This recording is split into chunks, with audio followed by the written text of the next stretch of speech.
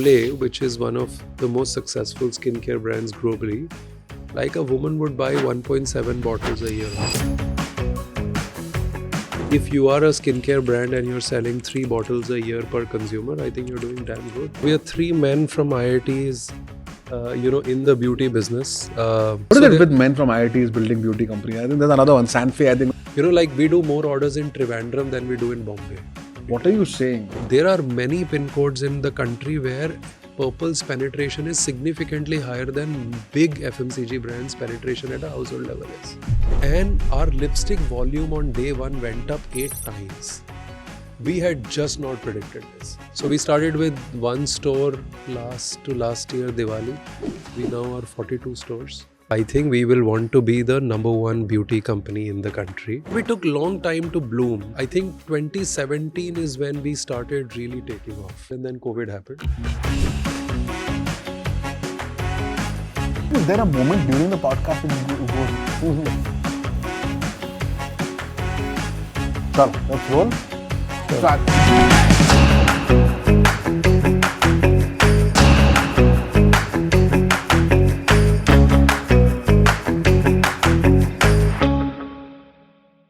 Manish, welcome to the BarberShop. Thank you so much for coming.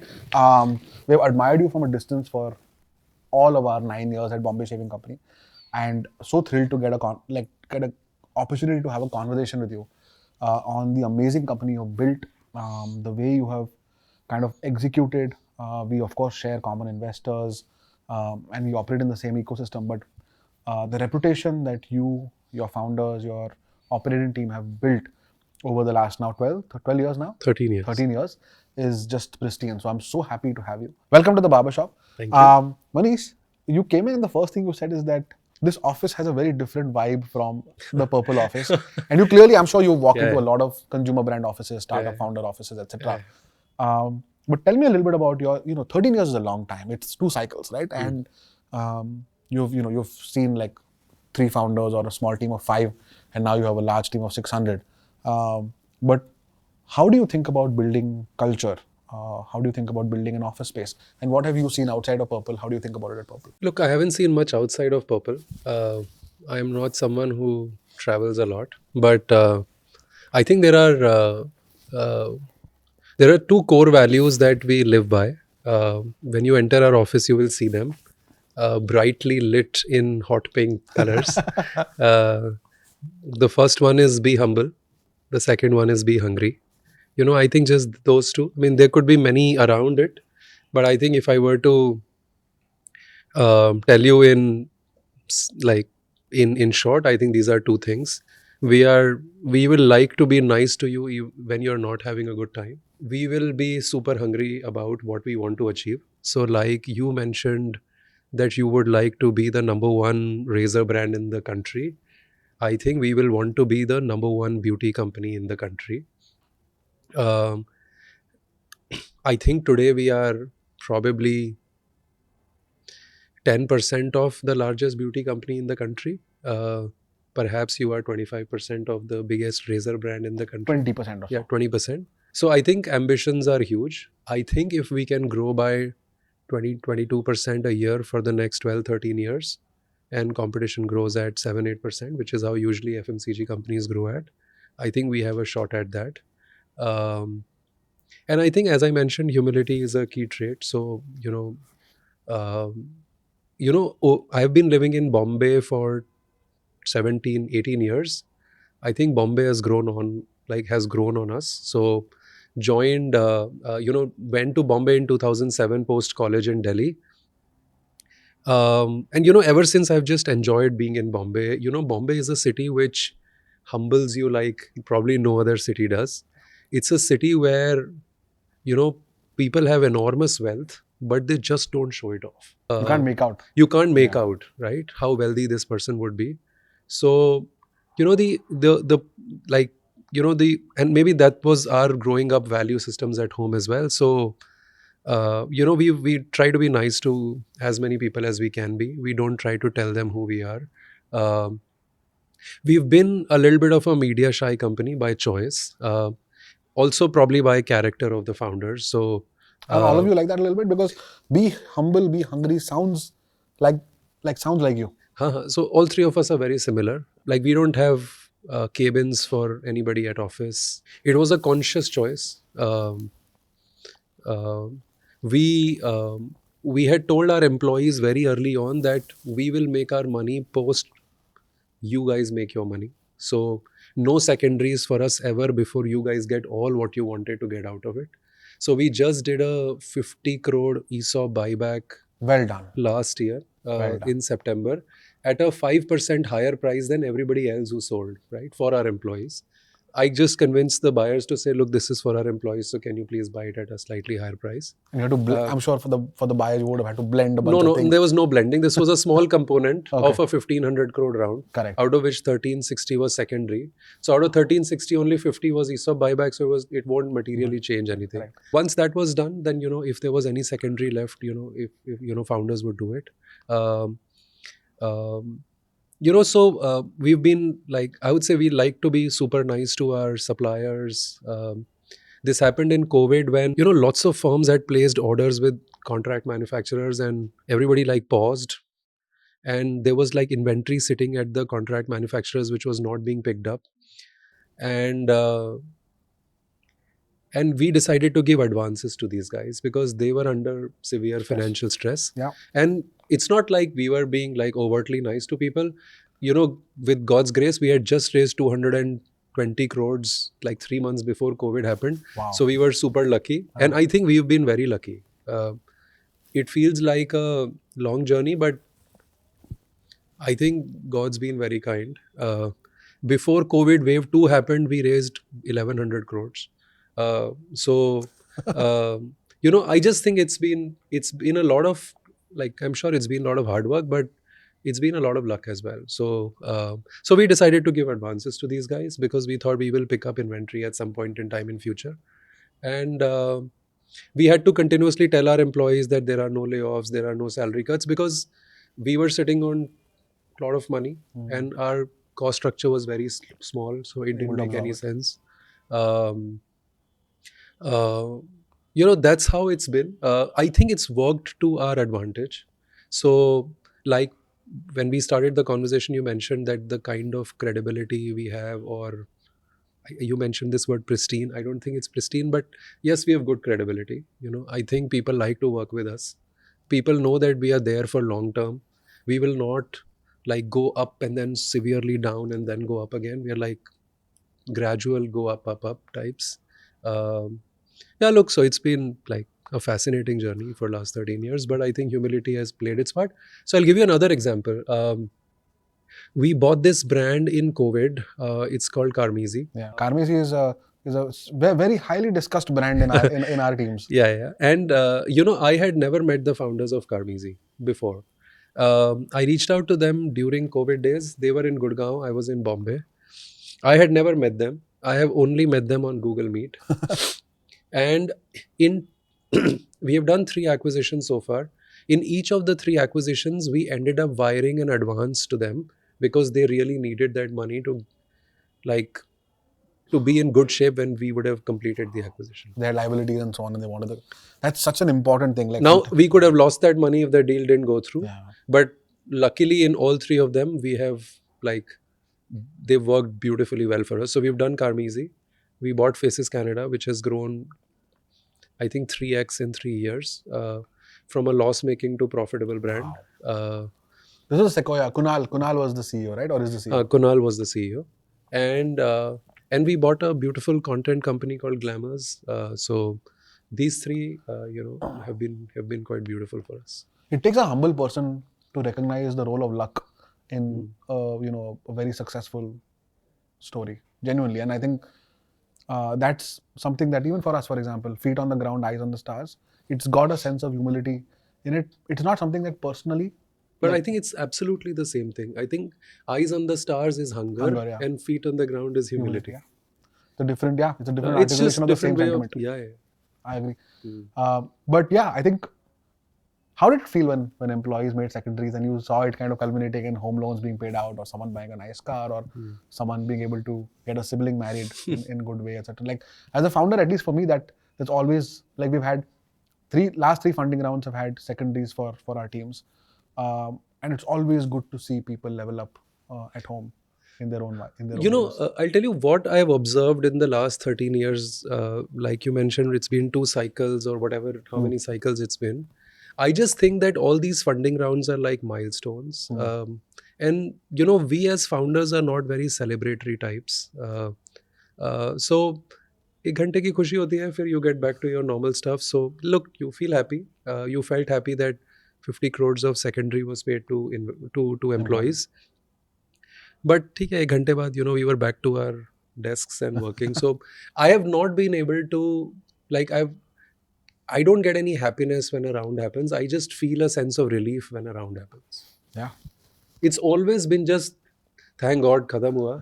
Like, let's go back to work. Yeah, cash is, many people don't realize how much of an oxygen effect cash has on a business. It is the oxygen for a business. So whether it's equity capital, you borrow money, whatever, or you kind of collect advances, like that was the oxygen you gave your suppliers at that time. But it is the oxygen that runs businesses, and I think it kind of puts you back on track. It refuels your car so that you can kind of drive it in the best possible way. Yeah, but look, I have just not been, like, it's not like I feel happy that day. I just feel relieved. Ki, chalo, khatam hua. That's because I'm assuming that like large amounts of money come with like heavy and intense diligences and negotiations, and I think the relief is more of a chalo khatam ho gaya. But I'm sure, the fact that the company is capitalized, people are richer, you have like the baseline is now moved significantly. That makes, like, because I think the point of vision is of course to reach there, but also to look back on where you came from and pat yourself on the back for having done something that was always against the odds in a way, right? But I think I think every 2-3 years we set our sights on the next ambition. So somehow I haven't spent much time looking back. Like, उतना सोचा नहीं है. Interesting. लोगों को ऐसा लगता है बाहर से कि बहुत अच्छा कर लिया, मचा दिया थोड़ा सा. Like, but I think, like, I feel like 2035 में जो करना है उसके लिए अगले साल राइट डायरेक्शन लिया कि नहीं लिया, राइट एक्शंस लिए कि नहीं लिए. So that's what I'm focused on. That's what I think all the entire top team is focused on. One of the other things that we've done wonderfully to get a buy-in from our leadership team and many other middle management team also is that we had this policy where you could contribute your salary to buying our shares. And if you stayed with the firm for a certain number of years, we would give it 1+1 free. Wow, so it's a 50% discount basically. But only if you stay for a certain number of years. So the discount also vests in a way. Yeah. And I was surprised that there were a lot of people who committed 100% of their salary. What are you saying? Yeah. How were they living then? They had other savings, maybe their spouses were working and so on and so forth. So for 2-3 years on the row, I was very disturbed also ki, this is too much responsibility coming your way. But that's been the case for the last 3 years. I will see it now this year in April how it plays out.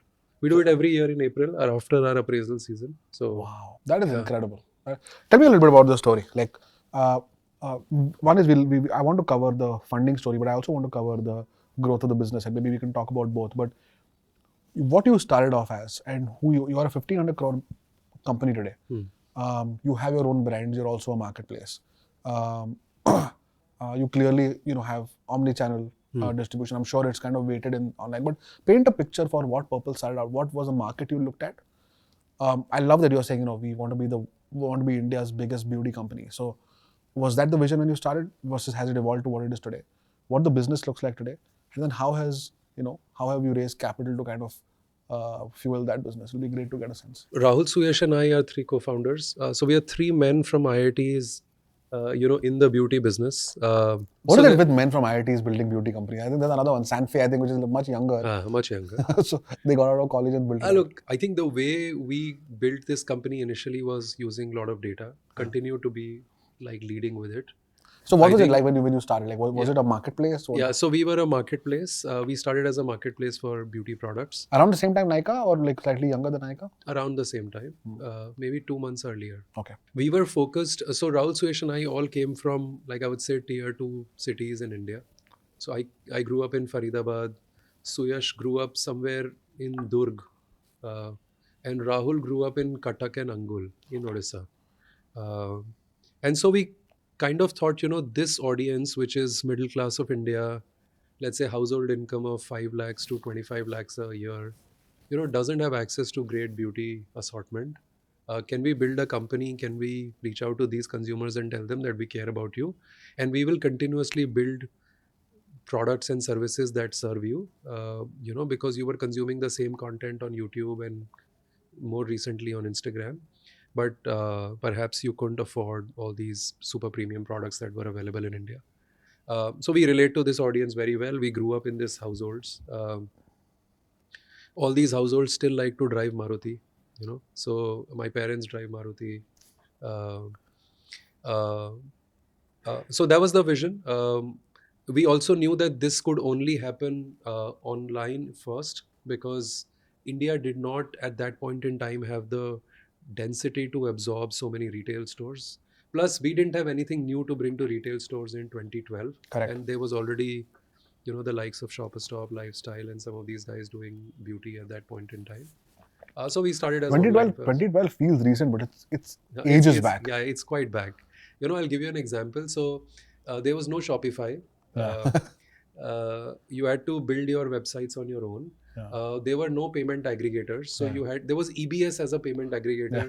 And you had to go to each bank and get approval from them to accept net banking payments. There was no UPI. Yeah. Credit card penetration in India was very, very low. Trust with e-commerce was very, very low. So yes, it was a long time back. Yeah. It was a desktop era. Yeah. There was I think 3G was just trickling in. Yeah. It was the BlackBerry era. Yeah. So 2011 was BlackBerry era. I remember I used to have BlackBerry Bold. So yeah, look, it was that era. Yeah. It was Nokia era. Yeah. There was iPhone had just come. It was way too expensive for India. Android wasn't there much. So 98% of online shopping was on desktop at that time. Yeah. So we started with that. But the vision was the same, that we want to build India's largest beauty company with a focus on tier 2, tier 3 customers. When we started, that was not the case. I think we gave ourselves 3 years. We said 3 saal fight maar ke dekhte hain. Kuch acha ban jayega to we'll continue with it. Otherwise, but like ऐसा कोई bold vision लेके नहीं शुरू हुए थे. We are also not that kind of people. We'll not say it out to people without doing it already.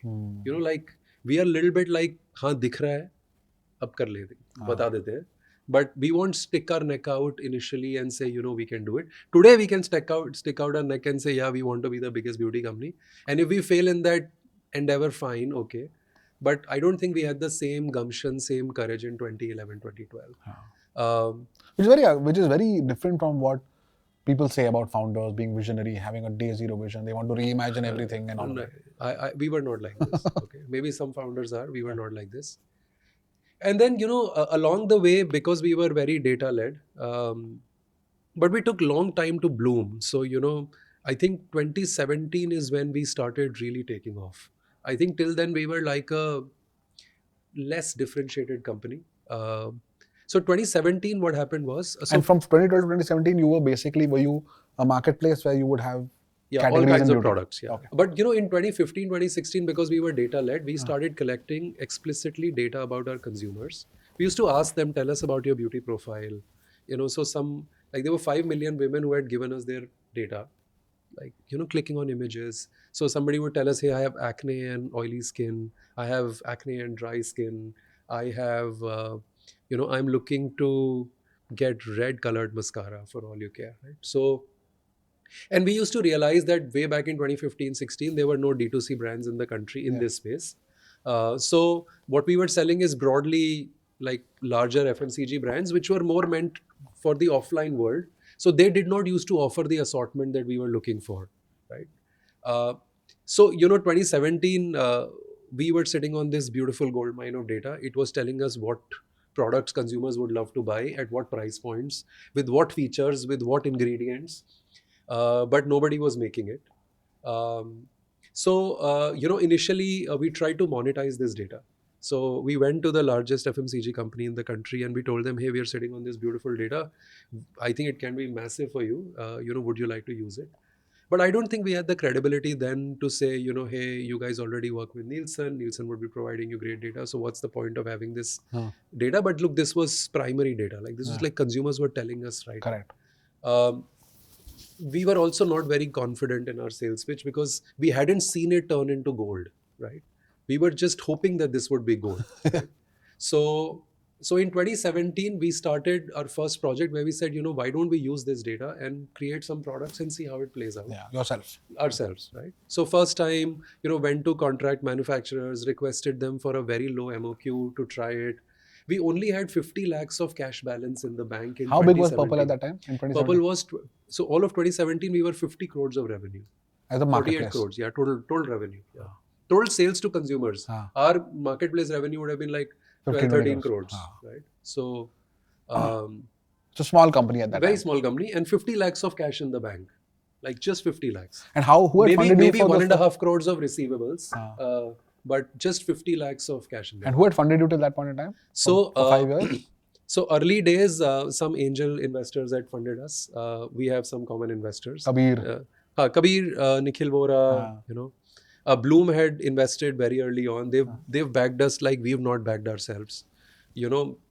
Like when a VC fund passed on us, the kind of messages Karthik would write to them, I did not have the gumption to write to them. Really? Yeah, he's been like an amazing backer for like 13 years. They've been doubling down on us. Like in the latest round, I think Bloom did 200 crores of investment into Purplle. That's crazy. We are obviously a significant more than a fund returner to them also. So we got 1 crore in 2013 from them. If they were to sell today, they would make 150 crores on that 1 crore. So, but they have not sold anything. Then Ivy Cap invested in us. So I think these were all first time funds. Then we had JSW Ventures invest in us 6 to 8 crores in 2016. And that was the last money left in the bank of 50 lakhs. That was my last shot. And then we used this data to create our own products. What was the first one? So we created a scrub, we created a face wash, we created, and then, it had moderate success, but gave us some feeling ki chal jayega. Kar sakte hain, haan.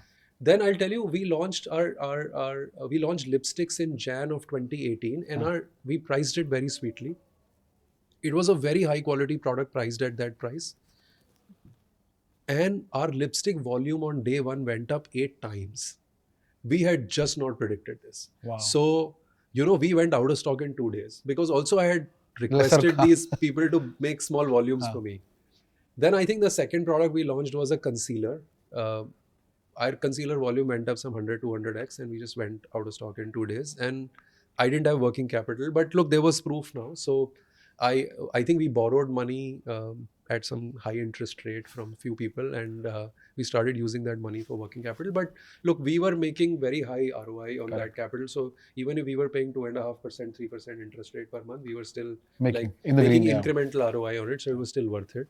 And then, 2019 September, so 2018, we grew by more than 100%. We became profitable because own brands took off. So then that became like 120 crore? 110 crores. Okay. Of which own brands was? Small part, probably 20 crores, 30 crores. That's still sizable. 20% of business now coming from your own brand is now retailers start thinking, okay, cool. This is where my profit pool can be built out. Profit pool and differentiation pool.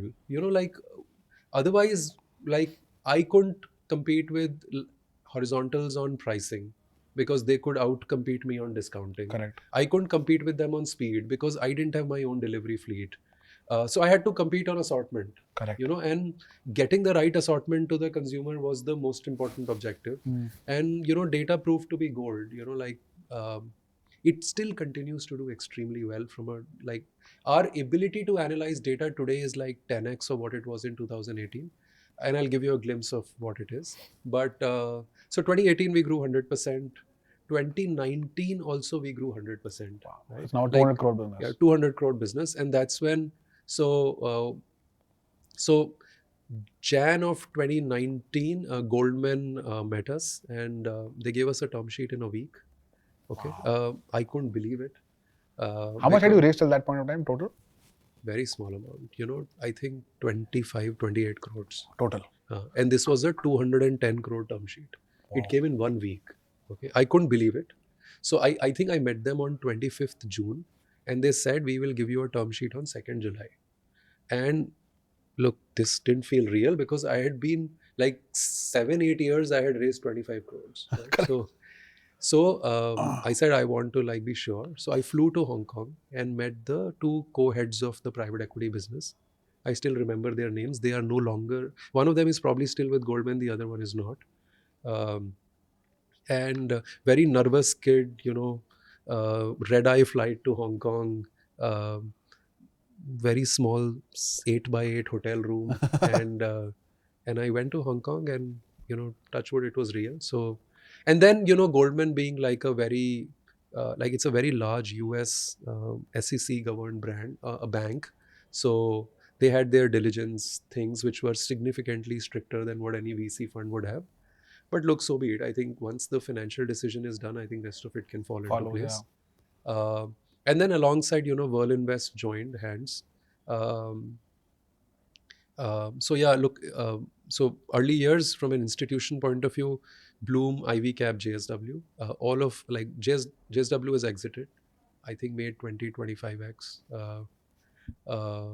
Ivy Cap exited, made 22x. So we got 15 crores from them. We returned 330 crores to them. Wow. Offered 236 crore fund. So we returned 1.3 times, yeah. 1.4 times the fund. I don't think we'll be able to do this to later investors because the amount of money coming in is large. And so, look, Whirl Invest and Goldman came together and they invested, and then COVID happened.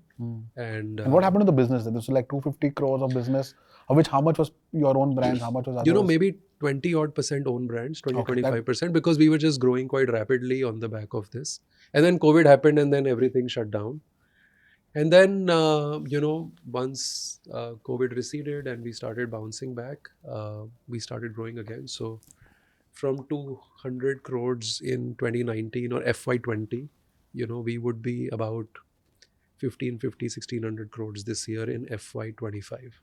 Wow. And of that, how much is your own? So today, after that, we also started looking at buying brands because supply side assortment differentiation was a key theme for us. So the first brand we bought was Carmesi. Actually, before that, in 2017, I had bought a very small brand. This is more like an acqui-hire, a nail polish brand called Steakworky. The founder of Steakworky works with us. Still, 8 years in. And I've known him for 10 years, and he leads our marketing. That's amazing.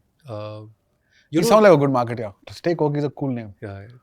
And then, so 2020, we acquired Carmesi against everybody else's advice because it was in the femme hygiene category. It's a category where like the largest company has 70% market share. We just said to ourselves कि हम नहीं try करेंगे तो कौन try करेगा? So let's give it a shot. Like perhaps you tried in razors, which I think is equally hard. Then this happened in December 2020 without meeting them personally. We finally, like, they got married 1 month after our deal got closed, and then moved to Bombay 2-3 months later. And they continue to run the business. Yeah, they continue to run the business. And what incentivizes founders to continue to run the business as operators who are employed by you? I think they would probably answer this better. I think one is, I think they were just inherently nice people. They are inherently nice people.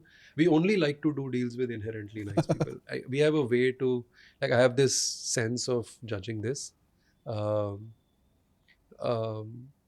It shows up in conversations, so on and so forth.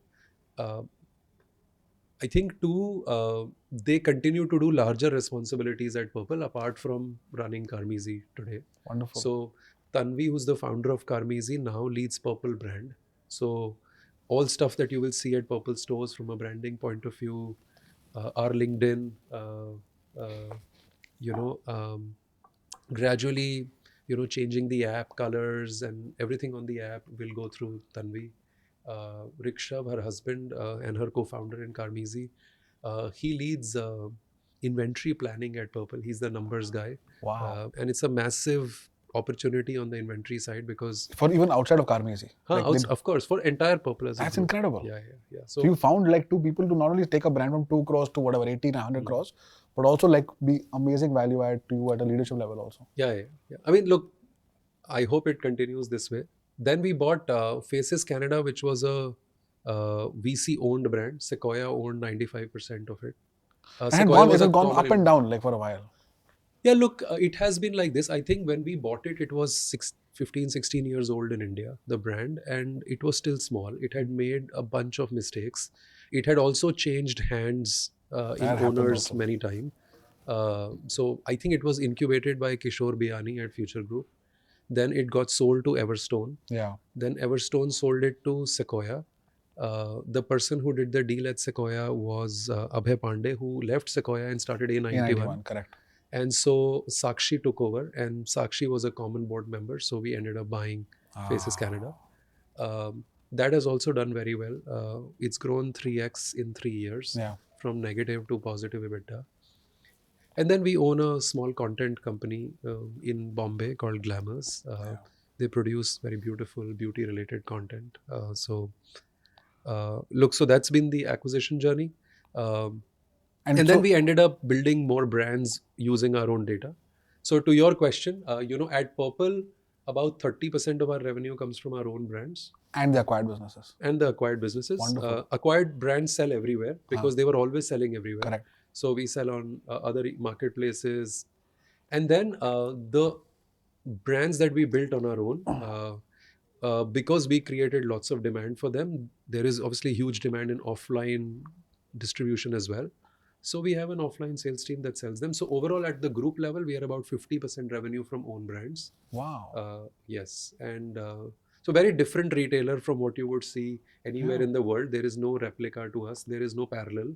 So, when you meet investors and they ask you, is there a similar company anywhere in the world? I don't know. The ambition is to continue to build, differentiation on assortment, because that's what our consumers will love. About a year or so ago, we started opening our stores. So we, using data, we looked at tons of data on where our consumers were coming from. In certain pin codes, what was our penetration at the household level? How much of this is what? Give me a few counterintuitive examples.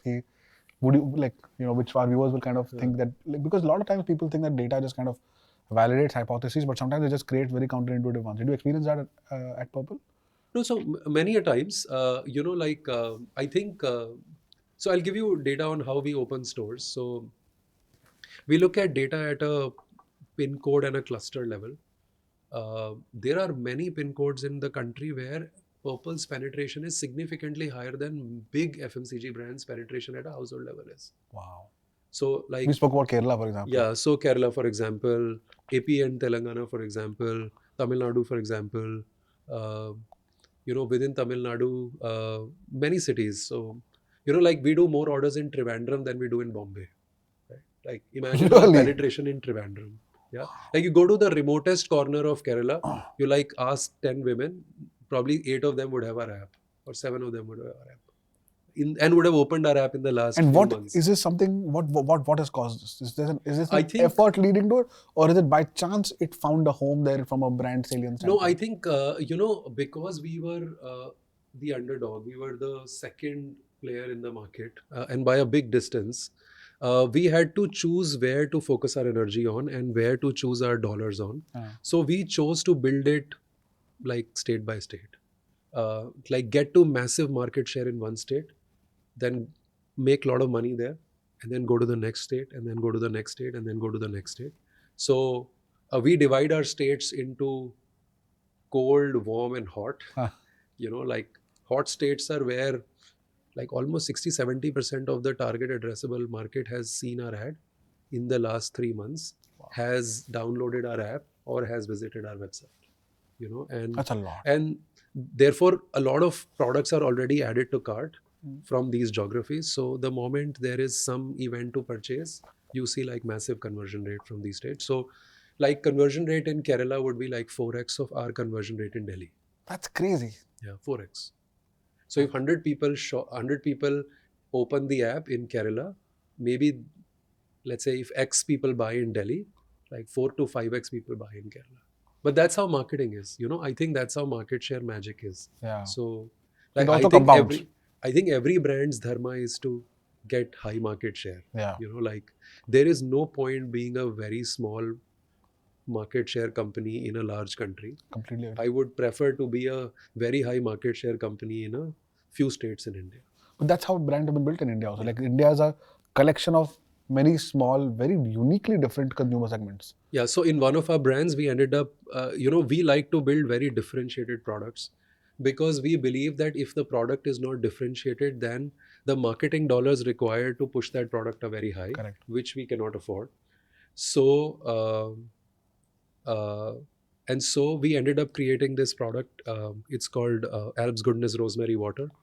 Um, I think that product has 90% market share in its category. We created the category, so there was nothing called hairspray as a category is big enough.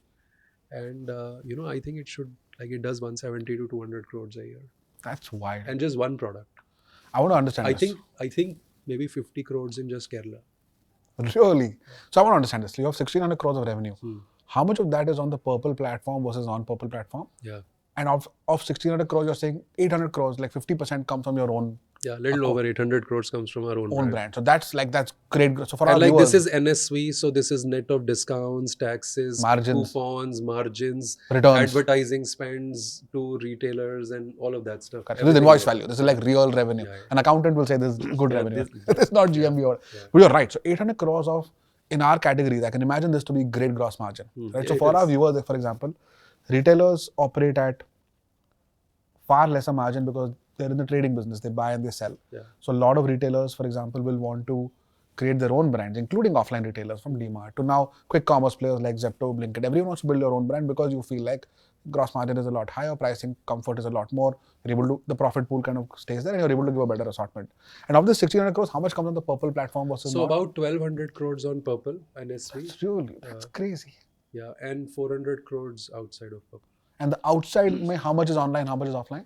I think it'll be 50-50. So roughly 200 crore ka online business on Flipkart, Amazon, Which is largely Faces Canada and Carmesi.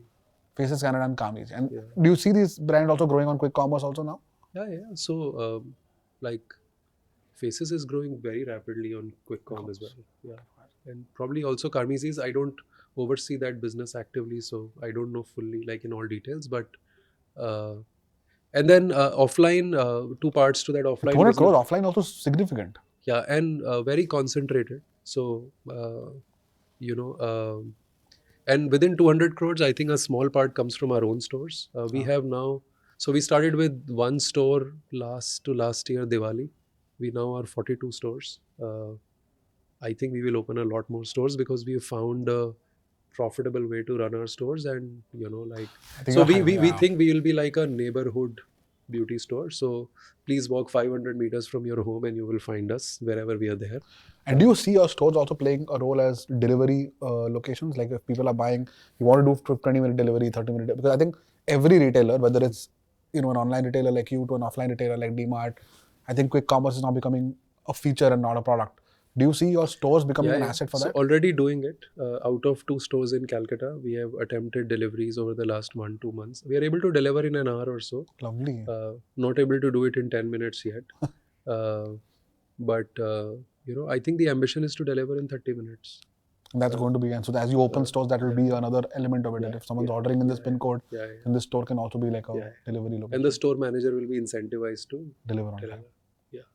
Wow. Yeah. So this is But I think that business is a different business. I think taking control of delivery is something that we have not done in the past. We've relied on, at Max, we've done first mile and middle mile. We've never done last mile on our own.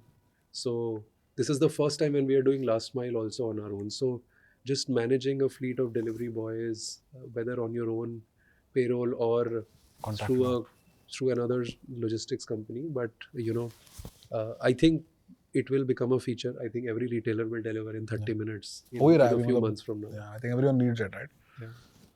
Very paint the market for me, right? So, for example, in beauty, if you look at just beauty, if you look at personal care, you will have companies like Mamaearth, you will have new entrants, you have Minimalist, you have Foxtail that's becoming big, etc.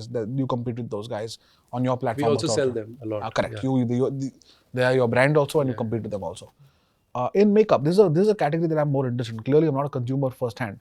And also, we don't participate in these categories, very far away. We do participate in personal care a lot more, and especially feminine hygiene. But beauty and makeup is like it's a category I struggle to understand, Hmm. right? So I think Faces Canada, for example, good brand, good product, but kind of went up and down, changed hands. Maybe it's a structural issue more than a brand issue.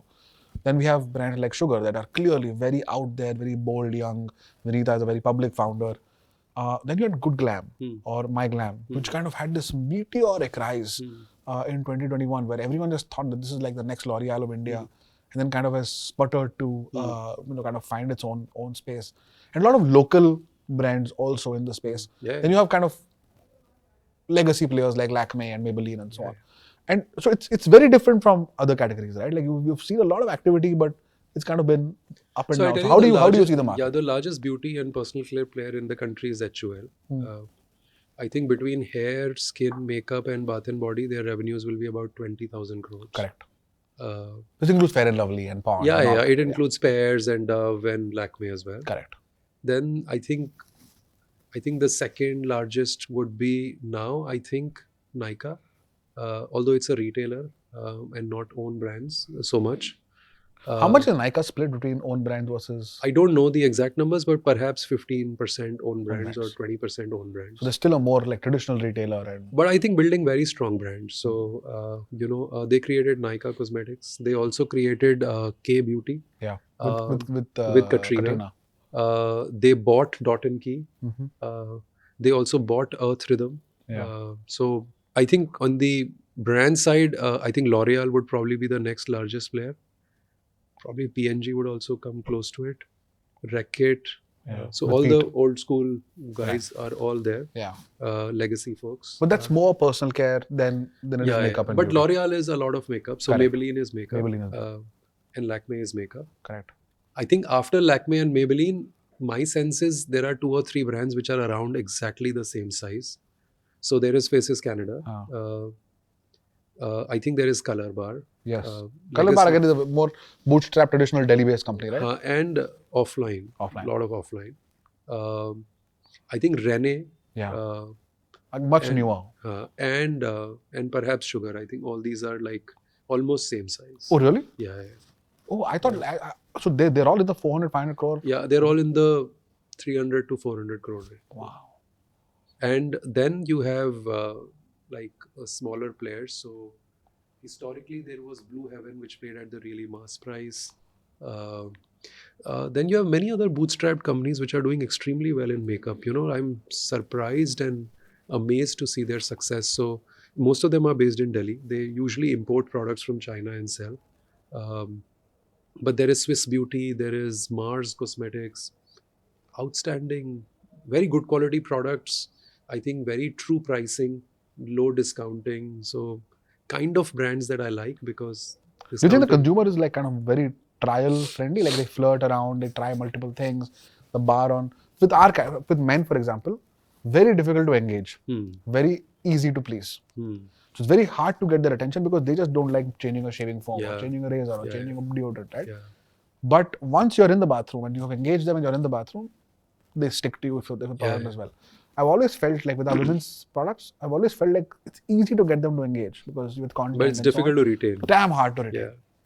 I think, I had heard somebody tell me this, I don't know if it's true, but like on an average, Olay, which is one of the most successful skincare brands globally, like a woman would buy 1.7 bottles a year only. So if you are a skincare brand and you're selling 3 bottles a year per consumer, I think you're doing damn good.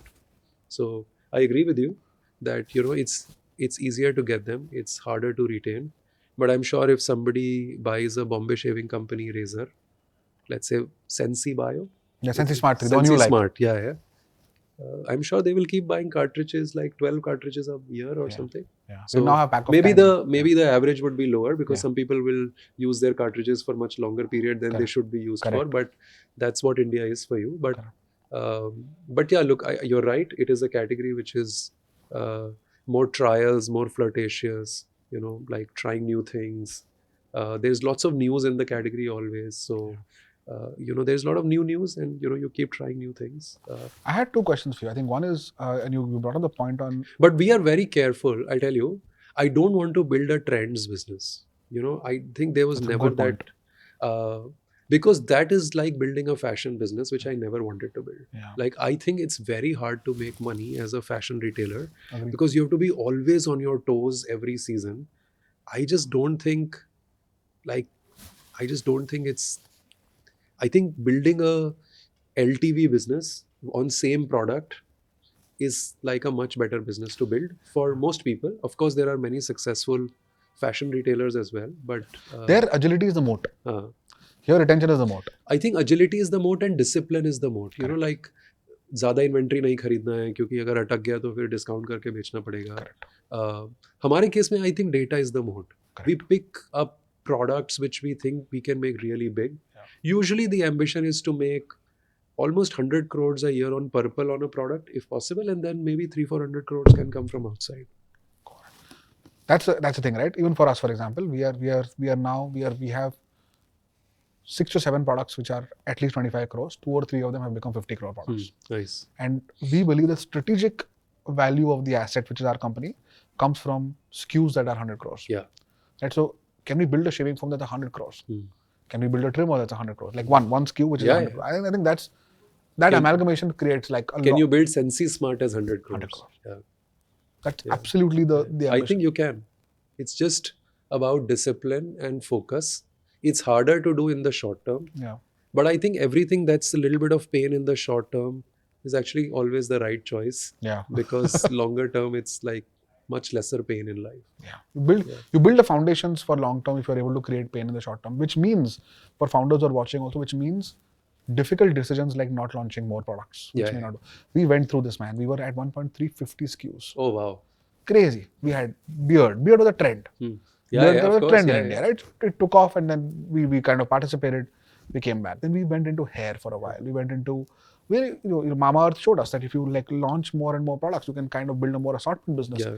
But we were not able to find depth in those subcategories. So but you can only sell assortment business online. Yeah. And I don't think you will make too much money on assortment business. Yeah. And you cannot sell assortment business offline any which ways. Yeah. So it's a struggle. I agree. So for us, we were like, okay, fine. We have to become super restrictive, which then forces us to define who we are and what we mean for the consumer. Which then brought us, and then do stuff which kind of aligns with that. So for example, in 2020, we had hair oils, beard care, we had, razor, shaving cream, shaving foams. We had a bunch of things which were soaps, body washes, like men's grooming, right? And then we realized the category depth hai nahi isme. Like body wash for men is not a subcategory that is worth, even if you take 25% market share, it's not worth building it. Because aadmi jaake, he's going to the bathroom and using the soap or the body wash that his wife or his mom has bought, right? So we're like, okay, cool. But COVID got us to like really think hard about who we are, and we realized that where consumers trust us on razors and is on hair removal. So we said, okay, fine, we're not a men's grooming business.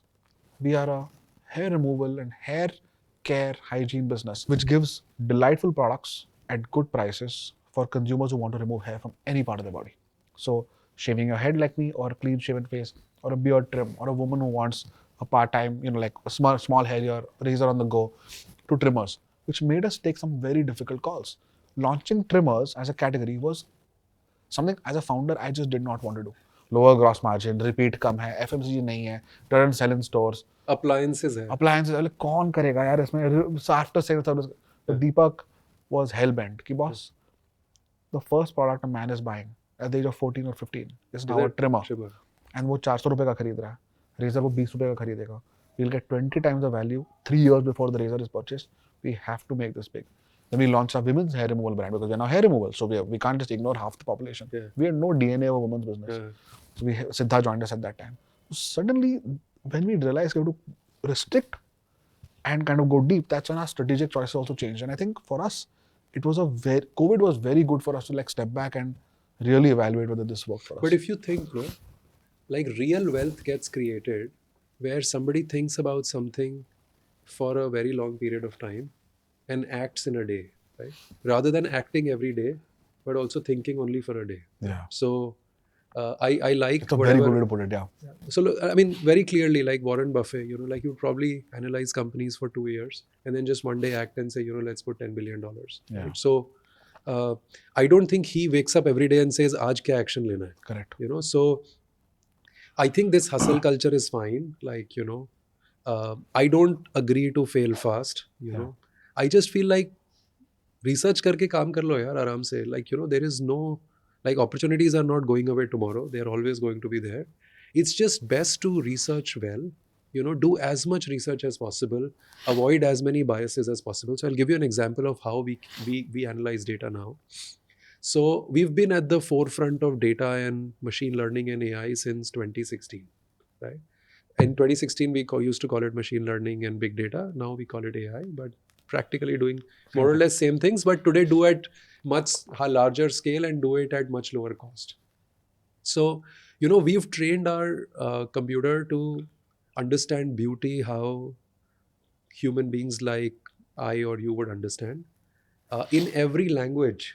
So today computer can watch a video on YouTube in any language, read all the comments in any language, let's say Telugu, understand the nuance of that comment to say that did somebody make a mistake in that video or not, uh, and understand hair fall in all languages possible. Wow. And therefore try to give you a significantly more holistic picture of what is happening on Google, what's happening on Purplle, what's happening on YouTube, what's happening on Instagram, what's happening on TikTok, what's happening in Korea, what's happening in Japan, US, and India.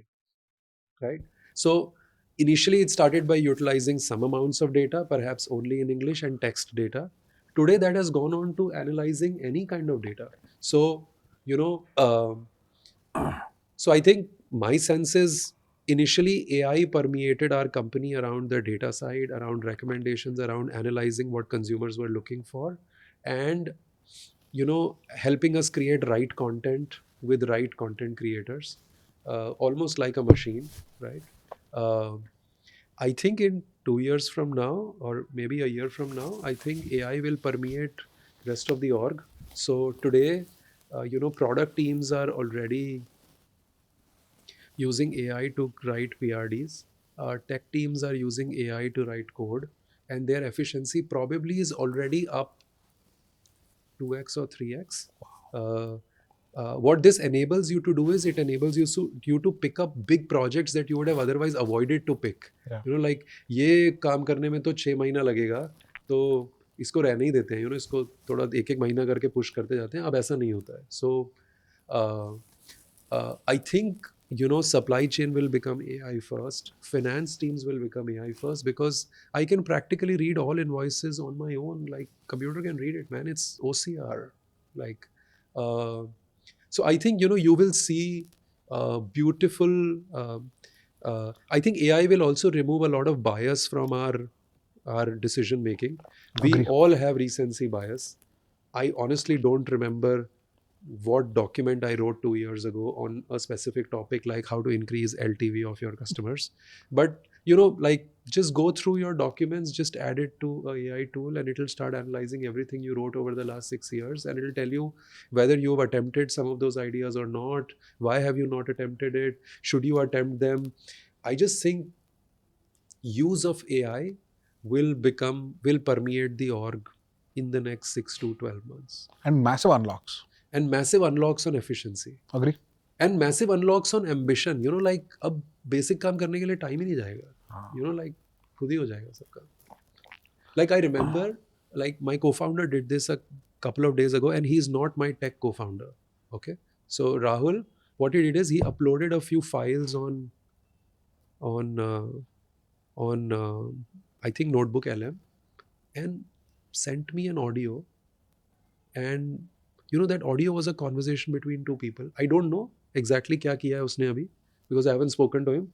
He sent me an audio, and it seemed like a conversation between two people, a man and a woman.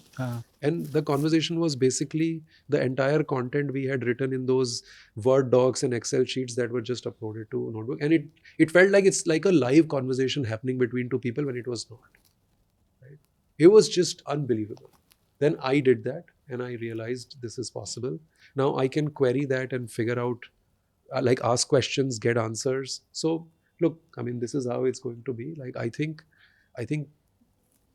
computers' ability to understand natural language processing has just gone through the roof. Yeah. And it's scarily improving. I wouldn't call it scarily. I just think there is joy in this. Yeah. It makes a normal human being like me or anybody else a Superman, Yeah. because it just like supercharges your capability like you never thought you could do that. Yeah. So very excited about it. I agree completely. Now I want to ask you the two Yeah. questions I want to ask you. One Yeah. is, if you are going to grow 20-25% year on year, you're basically going to double every 3-4 years. Yeah. So you're going to go from a 1,600 crore company to, let's say, 6 to 8,000 crores in revenue over the next 10-year period, Yeah. right? Which is your vision, and that's a very sizable business.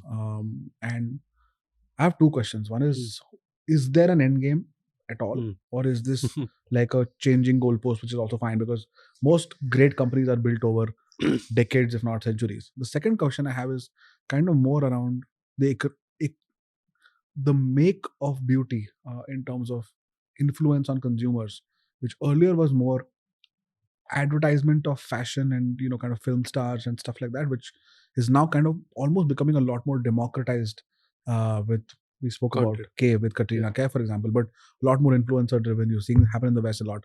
So there is the make of the business or the way influence on purchasing is going to happen, in my view, might change quite drastically over this 10-year period. So how do you do that? So two questions, like what's the goalpost? Is it moving at all? And how do you see this business evolving at an industry level? I'll tell you. From a goalpost point of view, look, it's a moving goalpost. There is no end game. The best Okay. kinds. Sorry. Those are the best kinds of goalposts. I hope so. There is no end game. I think there is only increased ambition every 3-4 years. So, today the ambition is, can we become the biggest beauty company in India in, let's say, 13 to 15 years from now? I am committing another 20 years to Purplle. Uh, uh, if possible, then we'll reevaluate this commitment after 20 years. I am okay to do another 20 years also, if health permits at that point in time. I think today the ambition is, we have great tech capabilities and data and AI capabilities. Can we use those to help more people than just helping ourselves? We are also in the process of setting up a state-of-the-art manufacturing company, which will make products for us. It will have state-of-the-art equipment that's not there with any contract manufacturer in India. So the idea is, can you make for the world at some point in time? You see a lot of companies doing that, by the way. You're now the third person in a week. Is it? Who has said we want to make in India, like from cookware, like knives and forks and pressure cookers, to shoes. Yeah. We spoke about. Look, maybe it's naivety, Well, I think it's also government, right? I think government plus the way the world is. I think the way the world is, people are now becoming more self-dependent. Yeah. So look, maybe it is naivety also. Like maybe we think we can do it, but we'll never know unless we try. But we'll never know unless we try. I think we have the wherewithal to try it today. Yeah. I think we also have the talent to do it. Some of the people who work at Purplle have spent 10, 15, 20 years at large FMCG companies, and so they have built many large factories and run them very efficiently over long periods of time. So so let's see how it plays out. But I think whenever I travel to China, I feel like, why can't we do this thing in India? I completely agree. Yeah. Whenever I travel to Korea, I feel like, why can't we do it? We just don't do it, So I think the plan is to invest in R&D capabilities, and the plan is to invest in manufacturing and do it on our own, and use whatever help we can get from outside. So if we can get technical help to expedite our rollout, great. If we can't get it, then maybe it'll take us 6 more months and we'll do it irrespectively. So quite confident. I do think there are some skills missing in India, and we will have to get the world to coach us. But It's a lovely way to put it. So look, it's a moving goalpost. I think this is. We never thought we would come this far. Also, when we started, like I mentioned earlier. So now that we have this beautiful opportunity in front of us, from 50 lakhs of cash balance in 2017 to 500 crores of cash balance in the bank today, profitable company, looking to now tighten the noose on working capital also and become cash flow break even So I think there is lots that's falling into place, and I think, like you probably mentioned earlier, I think because we've been performing reasonably well for last 13 years, we have good credibility with capital markets also. So I think raising capital is not extremely difficult. I wouldn't say it's cakewalk, but I think there's lots of credibility. I Become would more say predictable, I think, as you get more also, I experience. think a lot of existing investors, barring the latest ones that came, have all made money. So, um, like we just did 1,350 crores of secondary. That's Right? crazy. So clearly that money has been paid to investors, Yeah. and new investors have come on board. So, so look, there is credibility. I think we have that leverage. So we have leverage of capital.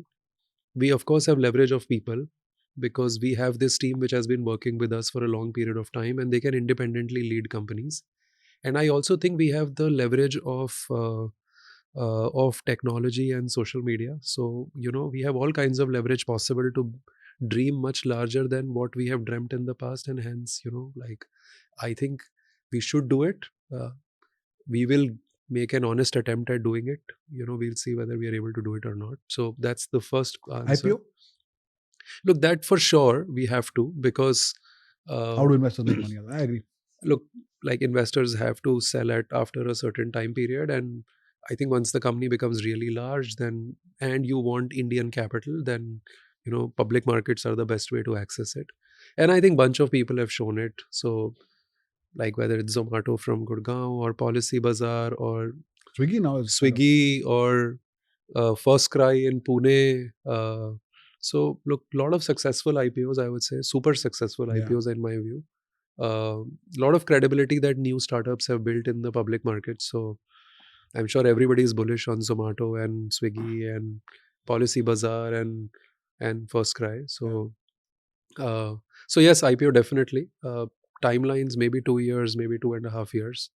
No Uh, hurry actually on this, right? there is no hurry. Yeah, there is no hurry. And I think It will probably be defined by the fund cycles of your latest investors, I guess. yeah. What was your second question? My second question was, how do you see the industry evolving from a beauty, makeup, consumer standpoint? Do you think influencers, creators, you think the democratization of influence is going to happen? Because I see that happening in bits and parts with our industry. I see it happening in a huge way outside the country. No, I think it'll happen at breakneck speed. So So Purplle is one of the largest co-producers of content in vernacular language in the country in the beauty space. We might be the largest. I'm just saying because I don't know the numbers, so I'm just calling it one of the largest. Like we do views north of hundreds of million a month. So we have seen the power of social media. We've seen the power of content creation and honest storytelling rather than ads. Uh, and like honest celebrity or influencer led brands have also started to do well. They have? So yeah, I think K by Katrina is doing very well. I think my daughter is 9 years old, and at home we were talking about lip balms from Hyphen, and my daughter overheard me and she said, "Papa, is that brand from Kriti Sanon?" Yeah. Right? So she must have seen it in some magazine or something. So look, it's going to happen. It may have succeeded in a moderate way in the past, but I think uh, but I'm not specifically referring to celebrities. I just think democratization of influence has already happened.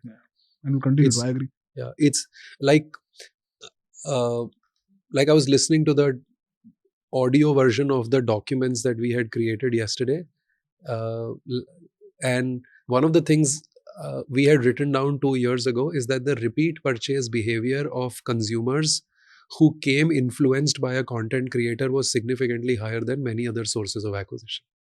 So it's played out that way. Yeah, it's played out, and we wrote this 2-3 years ago, not today.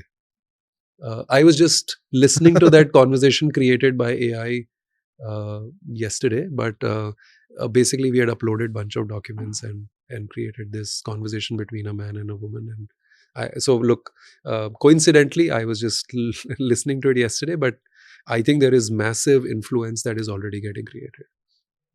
I think BarberShop creates massive influence. I think Nikhil Kamat's podcast have massive influence. Yeah. So I think content creators have massive influence over Even their purchasing, not just no, Yeah. even purchasing, not Yeah. just other ways, uh, and lots of honest content creators have massive amount of influence. How is the journey? This 13 years, you kind of you started off by talking about being kind of staying humble, being hungry all the time. To how much have you raised till now? By the way, I wanted to ask you that question. How much? What's the total amount? I remember one year where you had like 3 funding rounds back to back to back. We We have had done. we had Sunish and Nishant on the podcast last season, Yes. and they speak so highly of their portfolio, which top of mind, top of list is you guys. But how much have you guys raised? Okay. I think Primary? primary capital raised would have been now close to 1,500 crores. Wow. And we have returned, I think, 2,000 crores already to our investors. Incredible. I think so. Like, मोटा मोटी मुझे मैं calculation कर रहा था तो उतना ही आ रहा था. That's great currency and liquidity for Yeah. investors also. Even angel investors have made lots of money. I can imagine. Angel investors would have invested like a 10, 15, 20 crore valuation. Yeah, they came at. If they have stayed the course and not sold right now. So they most would of them made- have stayed the course also. Like they're still there. They've only partly sold. But Nikhil, I am sure. Nikhil is the kind of person who will stay and kind of. yeah, but many like him have just stayed the course. And I think they've been very helpful in the early days also. Like, I just don't know what belief they had in us. Like, I wouldn't have that belief on myself that probably some of those guys displayed in us. So I'm really thankful. And I think, again, luck played its part then. Like, I remember in 2014 second half where we were running out of money. I think there were 3 investors. What did they do? One investor gave me a OD against his securities. Okay. So I used to borrow money for my own expenses. I wasn't withdrawing a salary then. Another investor loaned us money, not knowing whether it will come back or not, having lost another loan in another company recently in those days. These are all individuals. These are not Individuals, yeah. That's crazy. And man.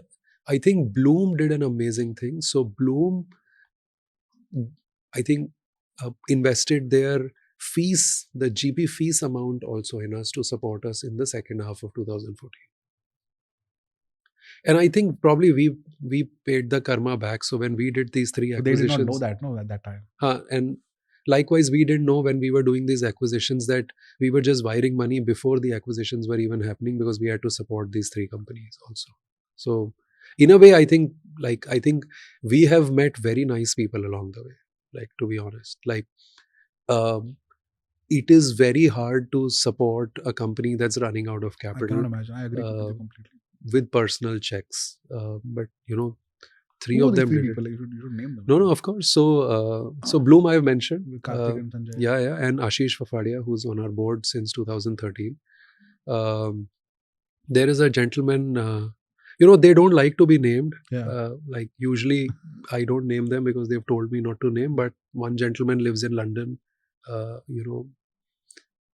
he's a banker. He's a Look, I mean, I think when he invested in us, I think he had more or less retired.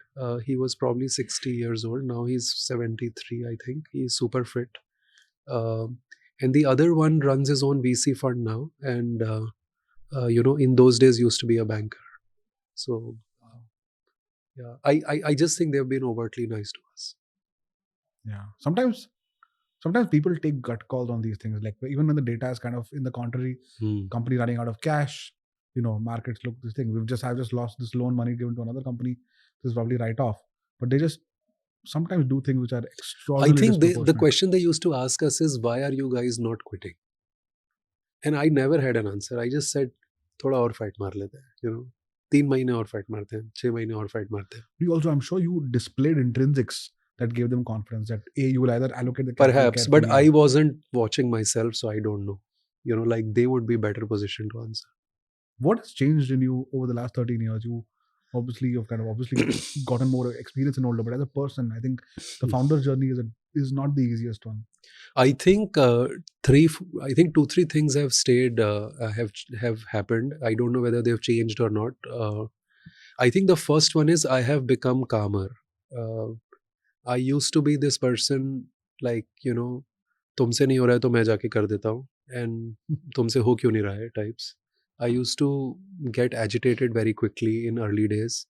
I am much calmer today, significantly calmer than I used to be earlier. I still have a long way to go, but I am that person today. I've changed. I think second, I feel that the second thing I strongly feel about is, I think co-founders with uh, unbelievable amount of trust and complementary skills is like the biggest blessing we've had. So, I am glad that I have two co-founders and another 6 to 10 people who almost behave like co-founders today. So I think just having diversity of opinion at the table with lots of trust, where, you know sometimes I'm asked to take a call uh, where data is not fully like baked in, so it's like you're taking a call without too much data, but then everybody has to commit even if they disagree to it, because they are also looking at half data, I'm looking at half data. So I think just the trust and relationship with the founders has been outstanding. It continues to be very good. We will like to take everybody along, um, and not and spend as much time convincing as possible. I don't think one person can call the shots. I think my relationship with investors has become better. I understand what their needs in lives are. So they need to exit at certain point in time. So I kind of work 1 or 2 years prior to that to make sure that the exit is, or partial exits are, super smooth. I had not thought that this would be my job way back in 2012. Um, um, I think I'm significantly better at HR today than I was in 2012. Uh, and Purple is significantly better at using technology and data and AI than we were even 3 years ago. So bunch of changes. I think some things don't change, but I think a few things have changed. And what keeps you up at night today when it comes to running the company as a founder? There are many nights where I sleep very late. It's not great for health, but I just can't sleep because there is something that I'm thinking, and like, it's not letting me sleep. Uh, um, I think some nights I don't sleep early because I'm just thinking of ambitions. So, you know, ये भी करना है और ये भी करना है, लेकिन हर चीज़ को करने का एक सही टाइम होएगा. So, just try to control yourself, saying don't stretch yourself too thin.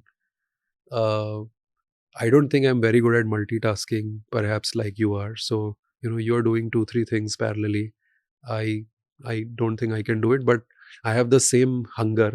So I also want to do them, but uh, do it in a little bit more controlled manner and more gradual manner.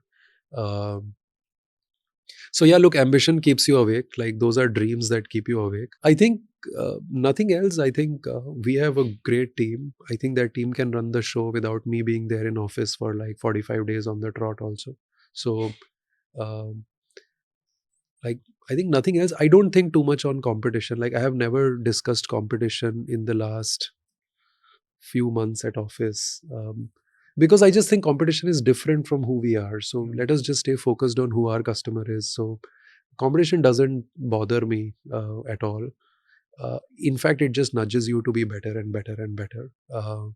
But I think we are fundamentally a very different company. Like, I think each person should know what their strengths are, how they are better at doing something uniquely, and just go after it with full leverage. Like, for example, I'm telling you that our stores are like going to be neighborhood beauty stores, but air conditioned, great experience inside.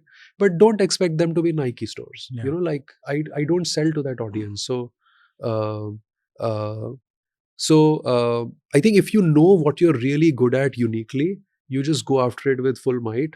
You know, without distraction of saying लेकिन मुझे तो वो अच्छा लगता है personally क्योंकि maybe I belong to that income strata, but like you have to just stay focused on who you are building for and what is right for them, and are you uniquely well positioned to build that brand, build that company or not, and just go after it with full leverage. And today we have all the leverage possible. We have leverage of people, leverage of capital, and we have leverage of technology. Incredible. No, I keep try to draw parallels for us to learn from also, right? And we are very competition focused because we are watching market share numbers by retail environment constantly. We're like, how do we because success is defined by our competition because of 120 years of success, right? It's not like it's a creation game and everyone's participating. It is one North Star. So for that, like for example, when you entered our office and you saw like really like kind of bold and out there communication, it comes from of course personality of the leadership team and founders and so on, but more from I think that our game is a little different. You get access to data, market share data also. We don't get access to that any which ways. So we have to like derive market share data. So it's like, okay. We derive market share data. Okay. We get it through conversations with category managers. It's also public company. But I have realized that we might not we might not become large at the expense of somebody else. Correct. Or at least at the expense of the most probable competitor that we might think. And hence, not been so competition. Like it's always been innovation focused. Sometimes too much innovation focused also, and like sometimes slipped a little bit on execution also in the past. But I don't think it's been competition focused because we can't do what they do. Yeah. And they can't do what we do really well. So it's best that we stay focused on what we do really well and hit it out of the park. Yeah, yesterday Shantanu said that. He said, just because you've built a brand doesn't mean that you can sell any product in the world. You built a brand for a particular set of products. Yes. Consumers are too smart. Yeah. You move the category or you move the use case. They won't buy. Yeah. However good your brand is. Yeah. Huh? However good the brand is. Yeah, however good the brand is. I think that's phenomenal. Yeah. Before we let you go, Manish, I think this has been a phenomenal conversation. I think there's so much to learn.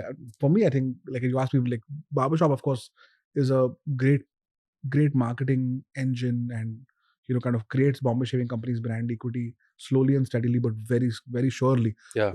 But for me, I just have the vantage point of sitting and learning because everything that you've told me today will flow into the organization in meaningful ways, in different reviews, in the way we think about our customers, in the way we think about retail, etc.